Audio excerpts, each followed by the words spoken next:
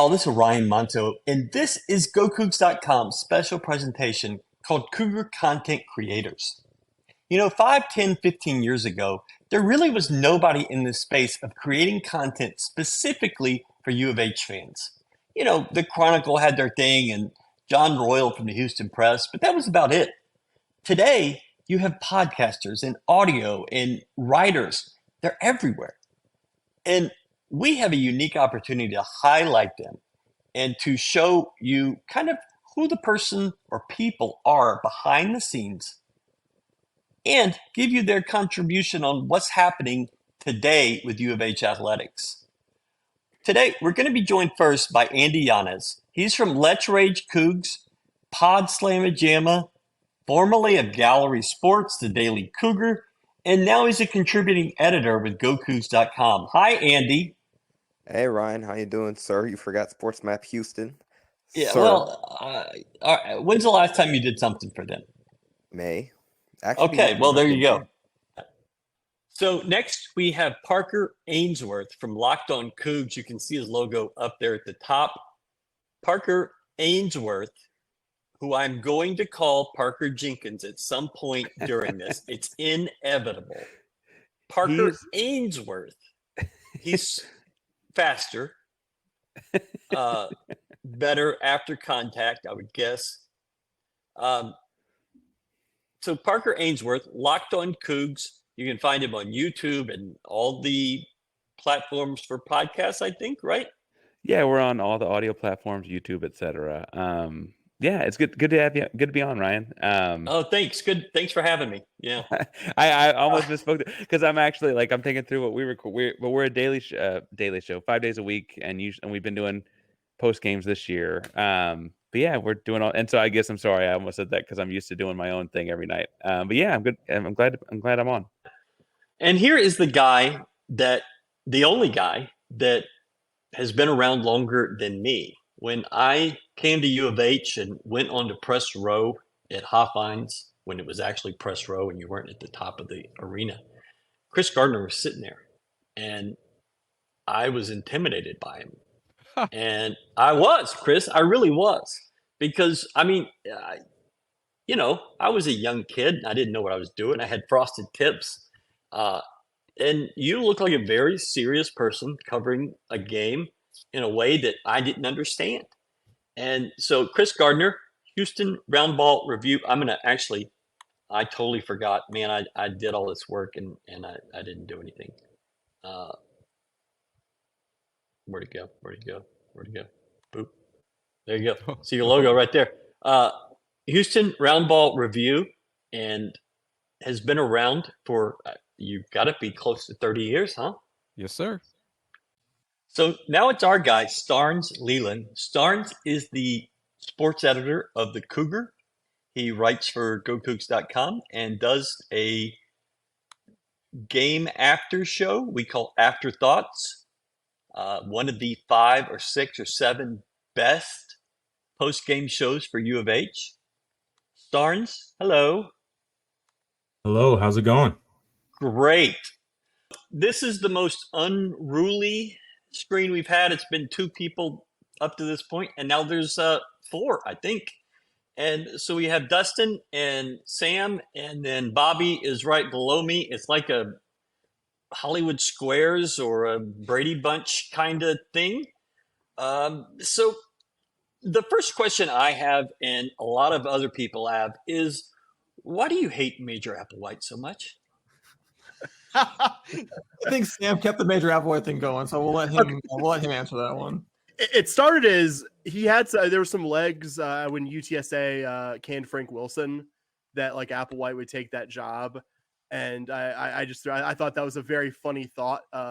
Major being the UTSA head coach, and I think Southern Miss opened right afterwards. I thought that would be funny as well. It kind of just came from there. I don't hate Major Applewhite per se, but I think my short answer is I don't believe he's been qualified for 90% of the jobs in college he's gotten, including being head coach at the University of Houston. I believe he got his jobs because he was Major Applewhite college quarterback. And I believe if he wasn't Major Applewhite late 90s, early 2000s college quarterback, he wouldn't have survived his little Alamo Bowl incident. So yeah, you're previously. you're thinking of Major in San Antonio is entertaining.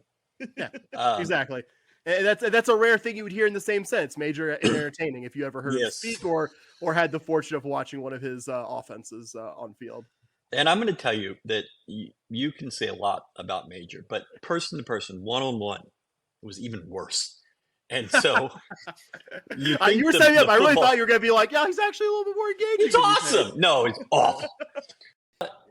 Talk to me about kind of how you got to this point.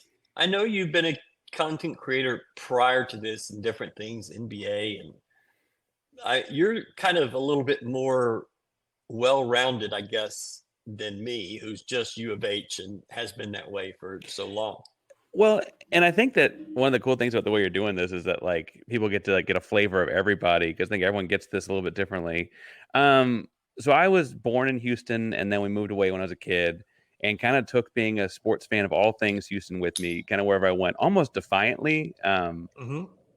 You know, which I think is the most Houston way to do it. James Mueller, the previous sports editor, he was really nice to me.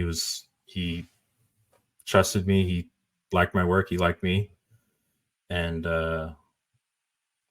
eventually, one day he was sick. He was out with the flu, and it was the day of 2 basketball games. I don't remember. I think it was it's like Texas Southern and somebody else. Okay. And I wrote the recaps for that game. I was there. That was a lot of fun, and that's when I met you, Ryan. You at the prep before the post game presser started. That's said, right. You liked my recap, and I was like, "Thanks, kind stranger." And Yeah, who the fuck are you? Yeah. And then I think like 2 weeks later, it was like a day after Thanksgiving. You hit me up on Twitter with a long DM, basically asking me to be the beat writer for basketball that year. And look how smart like, yeah. I look. Yeah. I look like a genius now. Yeah. And I was like, yeah. And I called James to ask him just his thoughts about it. And he was like, yeah, you should do it. And then at the same time, he was like, we were also going to offer you the assistant sports editor position that we had open. I was like, okay. So I got 2 jobs on one day, really. And then okay, I didn't know the second part. That's kind of cool. Yeah. Yeah. That was an income change. Yeah. And then I wrote for you that whole year. That was a lot of fun. That second semester, so spring 23, I was assistant sports editor. And then once James graduated, he trained me into being the sports editor. And it started as an NBA draft publication way back when. And I was a basketball nerd. Well, I still am a basketball nerd in that sense. I put together for about a year or two, really for my own use, interest, NBA draft kind of books on strengths and weaknesses of, top players, top college players. And I would watch way back when, because, it's not as much content then as now, but I would watch those senior camps like the Portsmouth Invitational Tournament, those kind of tournaments, and do little scouting reports and call a few folks that I knew in basketball. And I used to be called into the talk shows locally. And there was a guy who called into, I think it was KTRH Sports Beat 740 way back when. And he requested, it was Rich Lord, Rich Lord. Who's hosting? Yeah. And maybe Rich and CP Charlie Palillo at that time. But I know Rich Lord took the call from the guy. And the guy, his name is Brian, he requested, put out there, did anyone watch, tape, record the Orlando draft, whatever it was? And Rich said that he didn't, but if anybody is listening, please call in and I'll put you in touch with Brian. So I did. I recorded it. So I met Brian through that, and we had same interests about NBA draft stuff, and he had more contacts than I did at that time. So we put together and created the Houston Roundball Review, and it was NBA draft for a couple of years. And Brian knew some beat writers, and it kind of grew from there as a newsletter. We way overhead, had no idea what we were doing business wise and that kind of stuff. No clue. Yeah, I think if anyone else had been doing it, we might not have done it, because I think that was a big draw. I was like, we make the joke a lot, but it's like, well, we can't do worse than nobody. And right now, nobody is doing it. But I mean, I think they even depends on how far back you want to go. Originally, the three of us were all students at the same time at U of H, and we were all part of Cougar Crew, the student organization that just kind of used to exist and was trying to get people out for the game. So that's how we all kind of knew each other. And then originally there was like a Houston Chronicle thing where they were looking for like student bloggers, and me and Sam both kind of independently started doing it. And then eventually we all kind of started doing the Scott and Holman blog for a while. Remember those? And then that just kind of, back when blogs were a thing, and then that just kind of petered out. And then finally, at one point, Sam and I were living together, and he just goes, "How would you feel about doing a podcast? I'm thinking about asking for some podcast equipment for his birthday or Christmas or whatever it was." His birthday, yep. Yeah, and I was like, all right, and it's kind of the same thing. It's like, well, nobody's doing it, so like we can always like be the first, and I think, I mean, the first year we kind of did them semi-regularly, and then really starting year 2, we basically did one damn near every week. I think since season 2, we've ended up having like over 52 episodes per year, where it comes out to more than one per week. So, and we're on season 10 now, so we've been doing it for a while. But yeah, it all started with the blog, and then just kind of saying, going, hey, we can't do worse than nobody.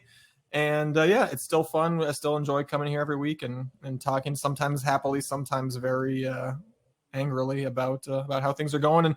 And just because, I mean, that's kind of always, especially when we started, is like there was just so little Cougar content. There's a lot more out now, which I think is great. We love seeing the other, what you're doing, the other Let's Rage guys. We're all for all of that content. But just, it was at the time there was so little of it that it was like, hey, why not just let's be the ones. And as we did it, we just found more and more people that were, oh yeah, they actually did also care about the Cougs, and they were just kind of waiting for someone else to be the first one. It's like, hey, we'll do something instead of trying to start something. And I think the only thing I would add is just, I think we had a little bit of good fortune of when we did it. Like I think I joke sometimes, like, what if we had decided to do this in 2012? Like, what if our first episode had been about the Tony Levine Texas opening? State, yeah, Texas State. Would we have had and just the James Dickey era of basketball, all the fun that brought? So like there was some good fortune in that, like, we had the 2015 season be the first season we talked about, and also just a Kelvin Sampson basketball program that, at least at that point, had a pulse, and then obviously in the subsequent years has become quite a good college program. So we recognize there's also some, I think, good luck of just when we decided to do it in the summer of 2015. Didn't think we were doing on the verge of a New Year's 6 kind of historic for the era of football season, but worked out for us, I guess, as well. And I've just been, these guys are some of my best friends. And so I've been watching them the whole time. And I remember when they started it, they were like, hey, what do you think we should come up with a name? And I remember I was like, guys, why don't you just use Scott and Holman like we used to have? And they were both like, we don't have a better idea. But my favorite story about how we came up with the name Scott and Holman. Do you guys remember this? So it was right after we decided to start the blog, and we were going to name it Cullen and Holman, or Holman and Cullen. But boy, y'all would have already been done. Yeah. But a guy... Scott and Holman works so much better. It does. But a guy had just been shot at that bus stop right there. And when that's right outside of Hoffines, yeah. Yeah, and when you Googled Cullen and Hoffman, like the first thing you saw was this article about a homeless guy being murdered. And we were like, I don't know if we should go with that, guys. So we went with Scott and Holman. And ever since then, that's kind of what it's been. And yeah, I'm super honored to be a part of the podcast now. They asked me over the summer, and these guys, my whole job in this is just to stay out of their way and just enhance and not disrupt anything that they've been doing. So that's been my whole goal, and hopefully it's been all right so far. Well, I've always considered them Scott and Holman, and I guess that made you the ampersand, Bobby. That's what I'm saying. I'll be the ampersand. The best thing about calling ourselves that is that you weed out when people reach out to you, whether or not they have ever even once listened to your show, because when you get emails that are like Scott, then you're like, no, you have no idea who I am or what the show is. I can ignore this. It's been fantastic, honestly. Yeah. I thought it was about the Popeyes that was right there at Scott and Holman for years and years, and now it's a bank, which is not near as fun. Uh, but it turns out it's not. Or Navy Seafood. Navy Seafood, you buy, we Navy fry. seafood, fry. yeah, It's you right buy, there. we fry. Yep. Yeah. You know, from there, slowly went up. Covered my first football game that October, and This is the rest is 2019? history. Yes, sir. 2019. Okay, so you're Dana's first year, right? Mm-hmm. Yep. Okay. I didn't cover a single De'Ara King game. By the time my first football game I covered, I Yeah, want to say it was Houston against Cincinnati yeah. in So that October. was Clayton Tune coming back from injury. He played that game, if I Mhm. remember. He had suffered an injury against North Texas on a scramble that ended up being like 80 yards. Yes. I don't Yes. know why I remember that, but I do. And it was very unsure if he was going to play in that game, and he did. When did you start covering basketball? Because That I was think that same you're season. most known for basketball coverage. I could see. My first time I ever. First story ever. The first game I covered was their exhibition game that year, 2019-20. I think it was against something state. I want to say San Angelo Montana State? Yeah, it Maybe wasn't St. John. Montana. They did I play think it was San San Angelo a few They times, were yeah. the Rams. Yeah. The mascot was the Rams, so I think it was San Angelo. But Okay. long story short, that was the first ever game I covered for basketball. But the first ever basketball practice I covered, it was a practice. They were practicing at the Fertitta Center, Mhm. and I went in the evening. So this was before Houston went on to the Final Four. They were just coming off the heels of the Sweet 16 against Kentucky in the previous season. I went by myself.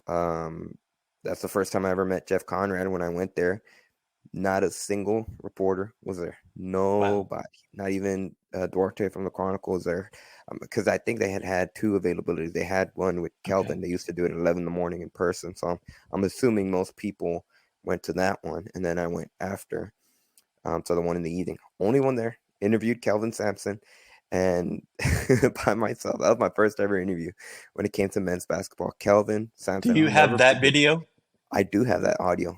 I met Andy Patton, who runs the Locked On Zag site, or the Locked On Zag show. He does Gonzaga, and he's also head of the college basketball stuff over at Locked On. I was interviewing him, trying to get him to convince me why Houston should take Chet Holmgren, because I wasn't buying it. And we had a good time, and I was giving jazz about the Rockets not taking Chet Holmgren or whatever. And then he contacted me almost a year ago. He texted me, I guess, just over a year ago at this point, and I was like, "Hey, I know you're a Houston guy. How well do you follow the Cougs?" And I was like, honestly, I grew up cheering for a handful of college teams. I went to a small liberal arts college myself. I played some Division III football while I was there, and I was like, and so they're one of the teams I follow. I don't live in Houston anymore at that point, but at this point, and so I'm like, I don't get to games a lot, but I watch them, and I remember, I think my first year really watching them closely would have been Cobb's last year. Okay. So and 2006. Yeah, because then the next year we get Case Keenum, and I'm trying to convince people in Austin at that point, like, we're going to win the whole thing.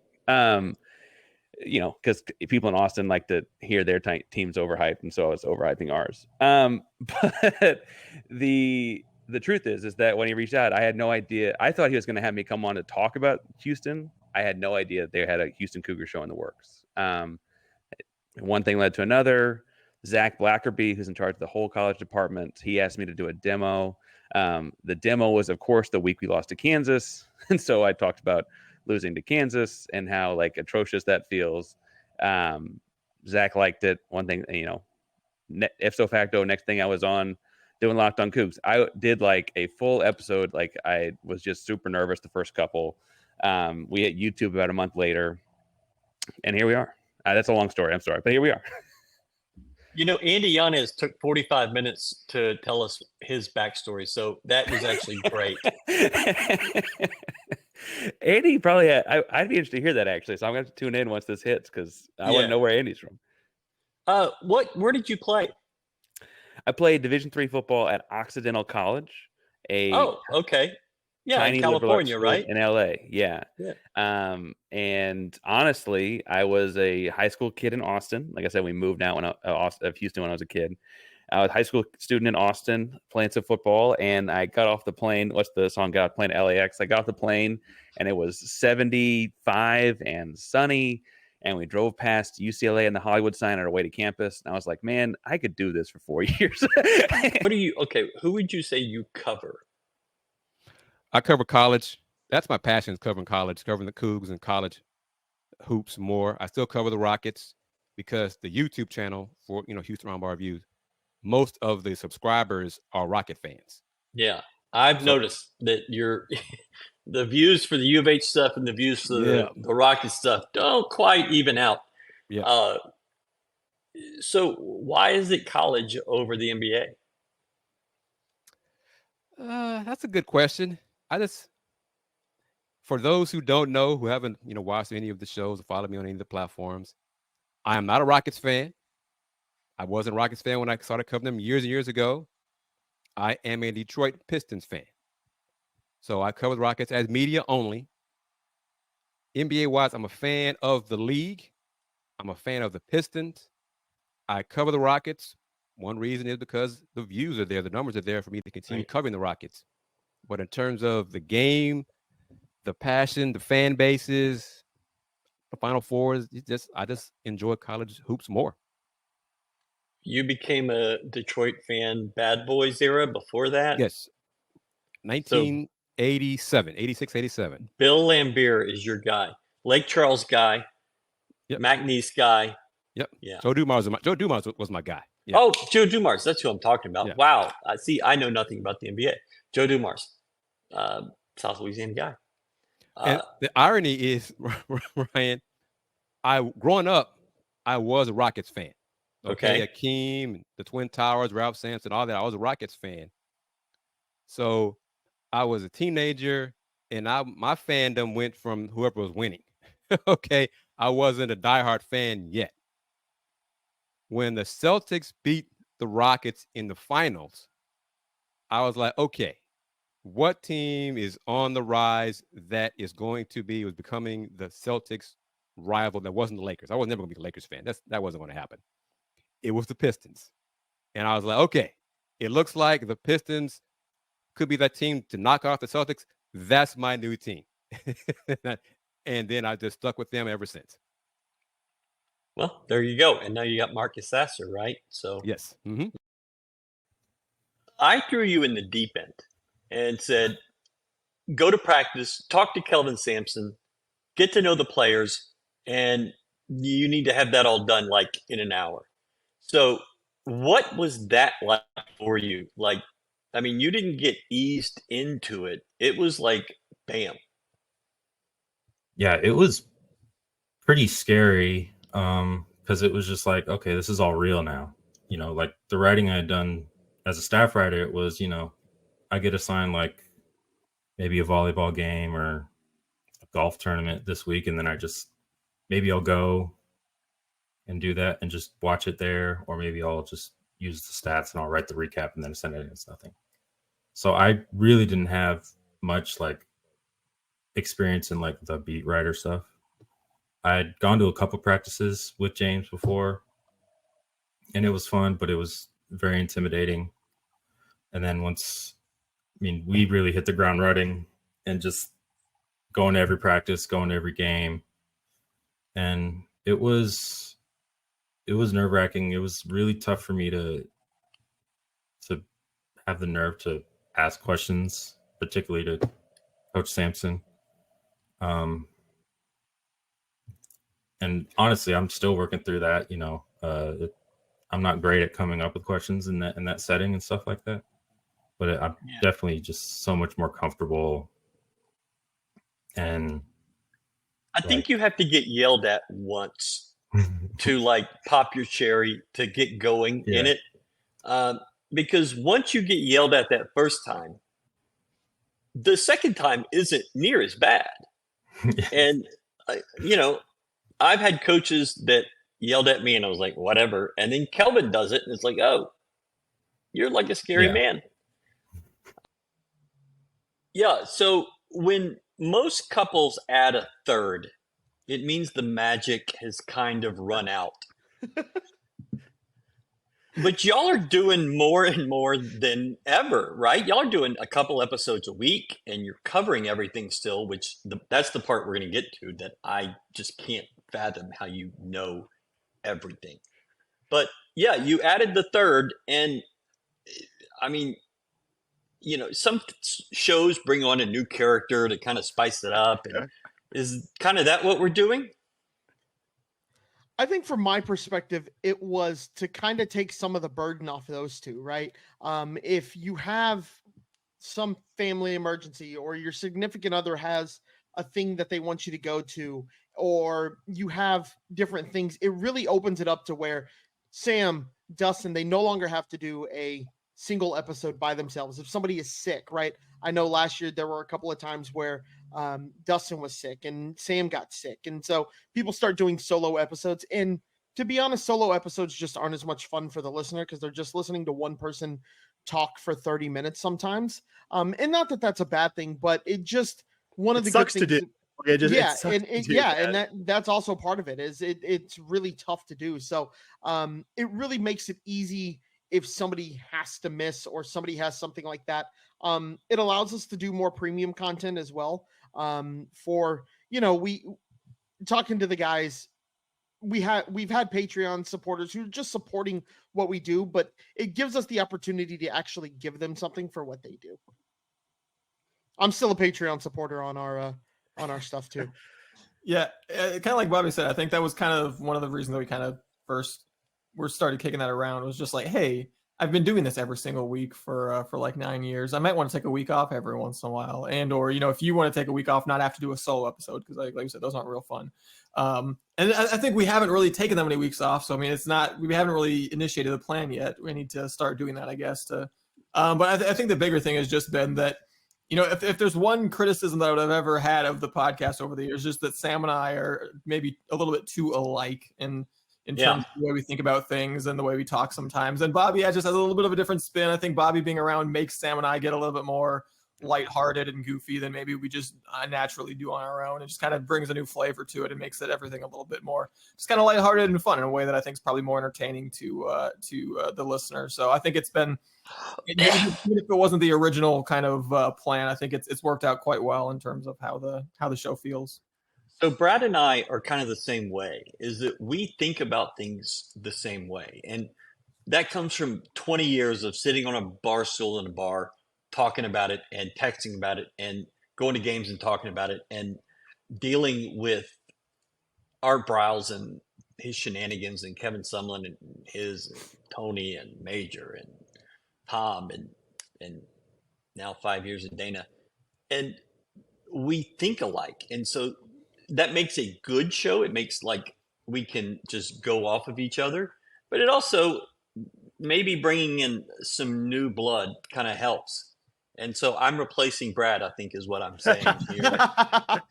I was gonna say actually, I think we wouldn't have brought someone who wasn't someone we've known for Bobby, 16 years now. Our friend, all of our friendships could now get a driver's license. Yeah, like it would have been like we were gonna bring someone on. Like there's plenty of people out there, I'm sure, who could talk Cougar sports at the same level, but like it wouldn't be a friend. It doesn't work if it's not somebody that we also are good friends with outside. That's kind of the same way that you and Brad are, which I think also works. Do you find it a challenge? You said it's 5 days a week. You don't do it every day, but do you find it a challenge for 5 days a week? There were times, and honestly, it's mostly 5 days a week because people don't watch a whole lot on the weekends, and so it feels like a wasted labor sometimes. I think that the truth is that it's not so bad when sports are happening. The month of like end of July, early August was hard because there's no games. I don't live in Houston, so I'm not at practice and stuff like that on a daily basis. I got some people I talk to that can tell me some stuff, but I'm not at practice every day. So coming up with things to talk about in that like dead period's a little bit more challenging. But once games start happening, we kind of get into a rhythm in football season. We're about to get to the point where we have football games and basketball games going on. There's a lot to talk about, and the whole point is it's a very approachable show in length. It's 20 to 30 minutes. So you can listen to it on your commute or whatever.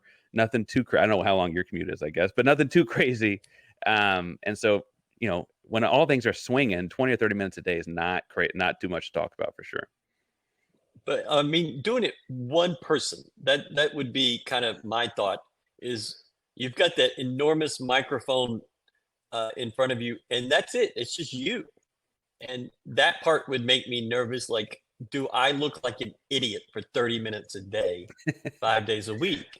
But you don't. You've figured out a way not to look like that, and you've built a really nice following. The show's doing all right.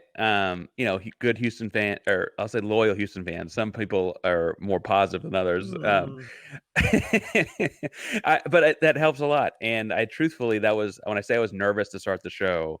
I had never done a solo show before. Like I said, the other show I did was with a buddy, and we went back and forth like a sports talk show thing.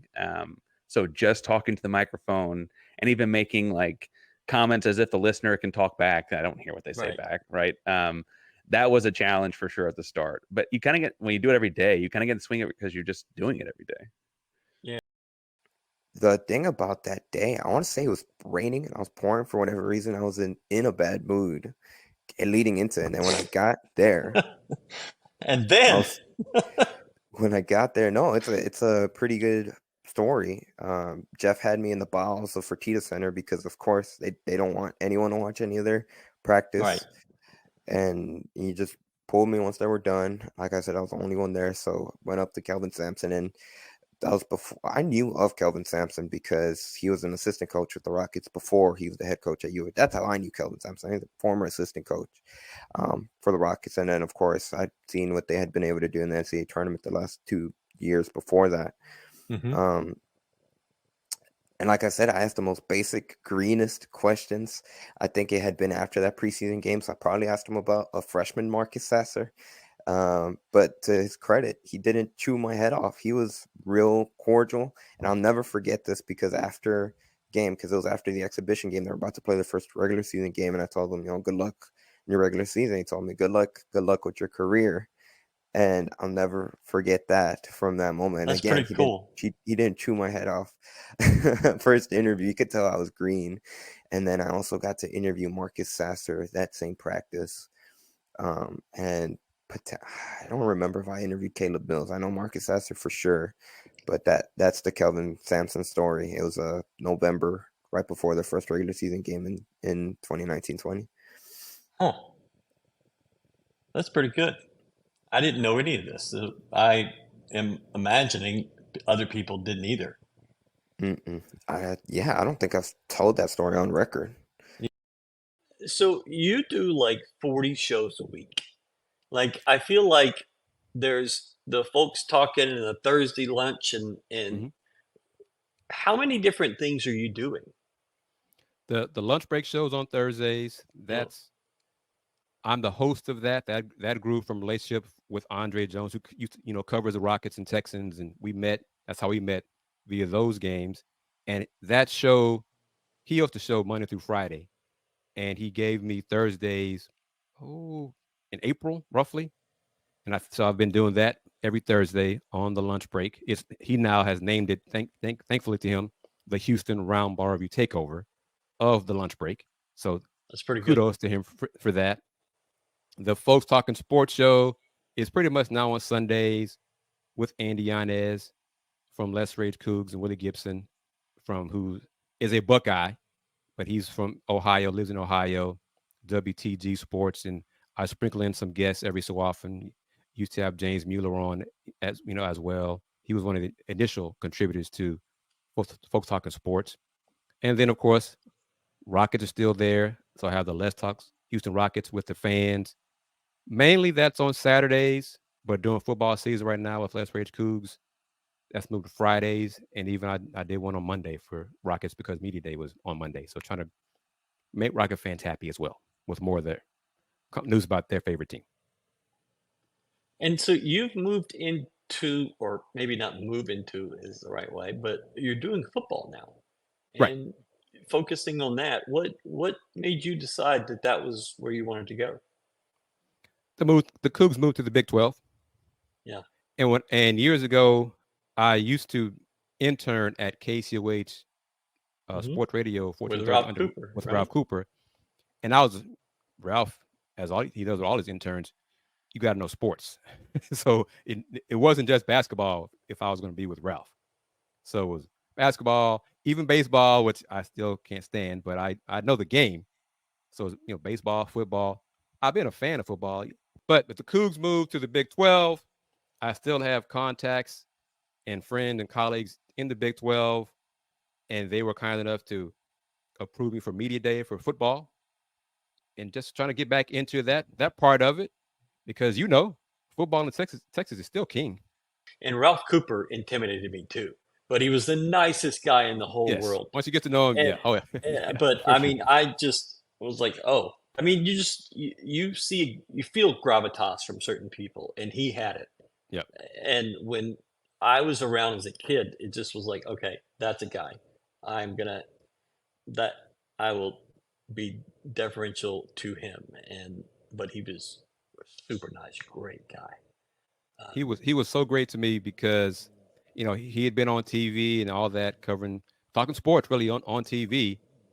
In addition to the KCOA Sports Rap show, I had kind of hit a wall with the radio stations, the other stations in town, and I just called him up and I said, Ralph, they're not going to work with me going forward. And he said, I'll see you tomorrow. Come by the station. And I said, okay. So I was there, KCOH, for a few years, and then I branched out solo and really started growing my own platform, expanding that. Awesome.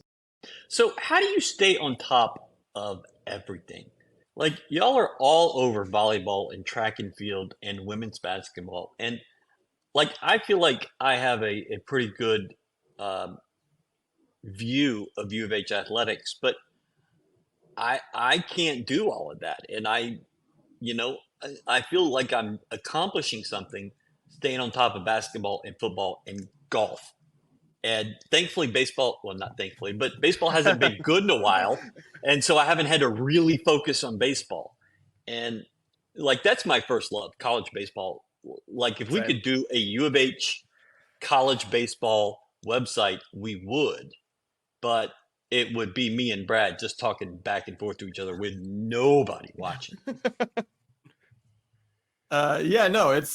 It comes down to putting a lot of time and effort into it, I guess, and just kind of viewing it kind of as something that, like I said, just every week you're coming back and you're putting the time in, and it's not just turning the microphones and or now the cameras on and just kind of going off the top of your head. It's going, hey, these are the things we want to talk about. Let me go make sure I know what the heck I'm talking about. And another one of the ways in which it's been a very nice time to start doing a podcast, like Sam mentioned, is just the advent of, not to give them free advertising, but like ESPN Plus and covering all of the, if you want to cover soccer, I've watched a bunch of Cougar soccer this year. Have not made it out for a game, but it's on ESPN Plus regularly. I can't make it out. I'm gonna put the game on put the game on while I'm in the kitchen or whatever the case may be. So, catching the volleyball road games and stuff like that, because even the other televised. So that's been really, really nice, just getting to see more of the content. I mean, because I remember not that long ago, when we were first friends, we play like Colorado State, and I think we did like a game tracker party where we had the game up on Game Tracker, and then Jeremy Brown. That was in the radio, right? feed. It was like not that long after. No, still it like was not super long after 2008. Ike, yeah. Yep. It was Case threw that interception in the end zone. I think is how that ended. Yep. It was also a thing that we did when we were in school. I mean, we took pride in our organization, Cougar, not just supporting football and basketball. We were at everything. I mean, there was definitely a Friday where I probably should have been in class, but I think we did just about every sport except for golf. There was one Saturday or Friday where it was softball played, baseball had their season opener. There was a tennis tournament and an indoor track and field event. And I remember we started at track. We watched probably an hour's worth of track. And if you've ever been to a track meet, there's 9 events going on at one time. Yeah. So like, we're watching it, doing all that. We look at each other and go, hey, tennis is about to start. And probably 6 of us all went to tennis. And then there was a swimming and diving event that day too. So then we went to the natatorium. Yeah, that's right. And we watched swimming and diving. And then softball started. When softball ended, it was like 30 minutes before baseball started. And so we just walked across Carl Lewis Athletic Field and we went to the baseball game. And so we spent all day starting at like 10 a.m. and we went until 10 p.m. watching just every sport we could that was held that day. And I remember we got the schedule and we were like, guys, we can make this work. Like, if we all skip class and who needs college algebra? If we all skip class, we can go and we can make a whole day of it. And like athletics did like dollar hot dogs for something, and we ate at the games. It was kids these so days much don't know fun. about the dollar hot dog. But like we you just had like $8.75 in your bank account. yeah, and it's something we've always done. We've always followed everything that U of H offers. Oh, it was a crazy experience. The biggest thing that I tried to do, even though it was virtual, was just give feedback to writers. So James Mueller was, I believe he had joined the previous year, but that was really the first time that like I would give him feedback. Before, Sean Thomas was a photographer. He did a little bit of writing. And again, I tried to give him feedback. Armando Llanes, who we're not related, but we have the same last name. He was a writer. I tried to help him, give him feedback as well. And look at him now. Now he's at the University of Georgia, which is pretty awesome, pretty cool.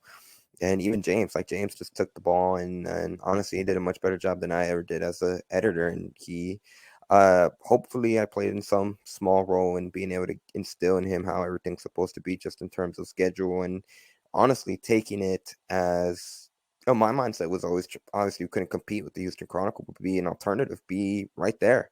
And I got that from Jair, who's the editor before me. And I think we did a pretty good run. Those 3 years, from Jair to myself to James and now with Starnes, I think we've done a really good job of being able to be that alternative and honestly kind of push not just the Chronicle, but everyone in general. Like at the end of the day, my mindset, I always tried to get something. I always wanted to get something. And that's just my mindset, how I approached it and translated. What do you mean? Last year. Some nugget. Like if the Chronicle did a story, I'll give you this example of whenever it was 2020-21. I was doing a story on Justin Gorham, and I talked to his coach at Towson, and I was doing this feature on him. And then Duarte published a Gorham story literally the week before, and I was so like pissed because he beat me to it, and I was like, damn it, what am I gonna do? This year, as sports editor, what is it that you're focused on doing yourself? I think myself, I wanna put out, me personally, just as a writer, like I want to put out good, really good, long, not necessarily long, but like content that like it goes in depth with certain things, and just that I can take time to really focus on, take time to do interviews, take time to do whatever I need, any research. And I think the first sort of iteration of that has been our Southwest Conference Rewind series. I was able to interview a few former U of H players back when U of H was in the Southwest Conference, and they were all awesome. It was Ted Party, David Klingler, Chuck Brown, and A. Lois Blackwell. And I talked to them all at least for like 30, 40 minutes.